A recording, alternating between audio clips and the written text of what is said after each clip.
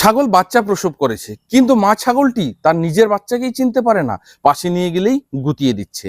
এই সমস্যা কি কি কারণে হয় এবং প্রাথমিকভাবে এর সমাধানের উপায়গুলি কি আছে, একজন দর্শক ভিডিওতে কমেন্ট করে জানতে চেয়েছে। নমস্কার, আমি Krishna Dakua, Dakua goat farm YouTube চ্যানেলে আপনাদের সকলকে স্বাগত জানিয়ে শুরু করে দিচ্ছি আজকের এই গুরুত্বপূর্ণ ভিডিওটি। ডাকুয়া গোট ফার্ম ইউটিউব চ্যানেলে সমস্ত দর্শকদের জানাই স্বাগতম। বেকারত্ব দূরীকরণে আধুনিক কৃষি ও পশুপালন আলোচ্য বিষয়। পশুদের বিভিন্ন রকম রোগ, চিকিৎসা ও মেডিসিন, হোমিওপ্যাথিক, আয়ুর্বেদিক এবং অ্যালোপ্যাথি। আপনারা যারা দীর্ঘদিন ধরে ছাগল পালন করে আসছেন, তাদের মধ্যে হয়তো অনেকেই এই সমস্যার সম্মুখীন হয়েছেন। এই সমস্যার কারণ এবং সমাধান নিয়ে গ্রামে বহু রকমের কথা প্রচলিত আছে। এই সমস্যার কারণ এবং সমাধানের সঠিক তথ্য জানতে গেলে আজকের ভিডিওটিকে স্কিপ না করে শেষ মুহূর্ত অবধি অবশ্যই মনোযোগ সহকারে দেখবেন। আপনাদের সকলে সুপরিচিত বিশ্বস্ত ছাগলের খামার ডাকুয়া গোট ফার্ম ছাগল খামারের বন্ধু নামে একটি বই বের করেছে, যে বইটি নতুন এবং পুরানা সমস্ত ছাগল খামারিদেরকে বন্ধুর মতো সহযোগিতা করবে। এই বইটির মধ্যে ছাগল পালনের সম্পূর্ণ পদ্ধতি তুলে ধরা হয়েছে এবং সচরাচর হওয়া ছাগলের 62টি রোগের ট্রিটমেন্ট তুলে ধরা হয়েছে, অ্যালোপ্যাথিক, হোমিওপ্যাথিক এবং আয়ুর্বেদিক। যদি এই বইটি আপনিও সংগ্রহ করতে চান, স্ক্রিনে দেওয়া নম্বরে যোগাযোগ করে বইটিকে অর্ডার করতে পারেন। মা ছাগল নিজের বাচ্চাকে চিনতে পারে না, এটা হচ্ছে মা এবং বাচ্চার একটা পরিচয়ের সমস্যা। বাচ্চা প্রসবের পর মা যদি তার নিজের বাচ্চাকে 3 ঘন্টার মধ্যে চিনতে না পারে, তাহলে ধরে নিন যে ওই মা ওই বাচ্চাকে আর কোনোদিনও গ্রহণ করবে না। এই সমস্যাটি হওয়ার বেশ কয়েকটি কারণ আছে। তাদের মধ্যে একটা হচ্ছে, যখন মা বাচ্চাকে প্রসব করে, অনেকে করে গিয়ে বাচ্চাকে সঙ্গে সঙ্গে মায়ের থেকে আলাদা করে দেয়, আর তখনই মা এবং বাচ্চার দুজনের মধ্যে একটা দূরত্ব তৈরি হয়। মা তার বাচ্চার গন্ধ সেটাকে মুখস্থ করতে পারে না, তার মাইন্ডে নিতে পারে না। এর 3-4 ঘন্টা পরে যখন বাচ্চাকে মায়ের কাছে নিয়ে আসা হচ্ছে, মা কিন্তু সেই বাচ্চাকে আর নিজের বলে গ্রহণ করছে না।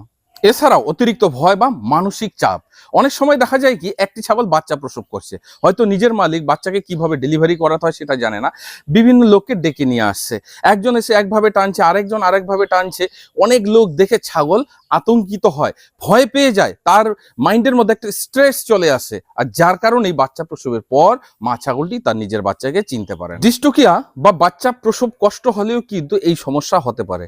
অনেক সময় দেখা যায় বাচ্চা প্রসব হচ্ছে, কিন্তু বাচ্চার আকার অনেক বড়, জনিদার তুলনায় ছোট। সেক্ষেত্রে অনেক টানাটানি হয়, অনেক ব্যথা পায়, বা অনেক ক্ষেত্রে কি হয়, জনিদারের হালকা রাস্তা কেটে দিয়ে কিন্তু বাচ্চাকে ডেলিভারি করাতে হয়, আর যার ফলে প্রচন্ড ব্যথা পায় মাটা, আর তার কারণেই কিন্তু মা নিজের বাচ্চাকে চিনতে পারে না। এই সমস্যাটি সবচেয়ে যে কারণে বেশি দেখা যায়, সেটা হচ্ছে কি, যদি কোনো ছাগল ফার্স্ট টাইম বাচ্চা প্রসব করে।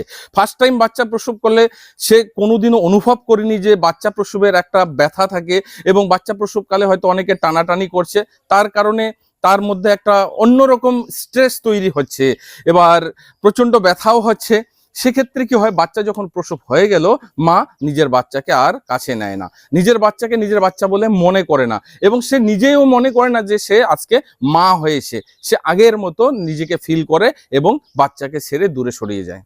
এছাড়াও অসুস্থতা এবং মেডিসিনের পার্শ্ব প্রতিক্রিয়ার কারণেও এই সমস্যাটি দেখা যায়। কখনো কখনো হয় কি, মা ছাগল যখন গর্ভাবস্থায় থাকে, কঠিন কোনো রোগে আক্রান্ত হয়েছে, সে সময় এমন কিছু মেডিসিন প্রয়োগ করা হলো, যার ফলে কিন্তু বাচ্চা প্রসবের পর মা তার নিজের বাচ্চাকে চিনতে পারে না। এছাড়াও এই সমস্যাটি হরমোনাল কারণেও হতে পারে, যেমন অক্সিটোসিন, প্রোল্যাকটিন, অ্যাস্ট্রোজেন এবং প্রোজেস্টেরন। তাদের মধ্যে সবচেয়ে গুরুত্বপূর্ণ বেশি সেটা হচ্ছে অক্সিটোসিন হরমোন। যখন মা ছাগল বাচ্চা প্রসব করে বাচ্চাকে চাটতে থাকে, সে সময় অক্সিটোসিন হরমোন নিঃসৃত হয়, এবং দুধকে বাইরে নিয়ে আসার জন্য বা দুধকে ওলানে নামানোর জন্য কিন্তু অক্সিটোসিন হরমোন প্রধান কাজ করে। তাই অক্সিটোসিন হরমোনকে মাতৃ হরমোন বলা হয়। বাচ্চা প্রসবের পর যদি মায়ের শরীরে এই হরমোনগুলো ব্যালেন্সের মধ্যে না থাকে, তার কারণেও কিন্তু মা নিজের বাচ্চাকে চিনতে পারে না।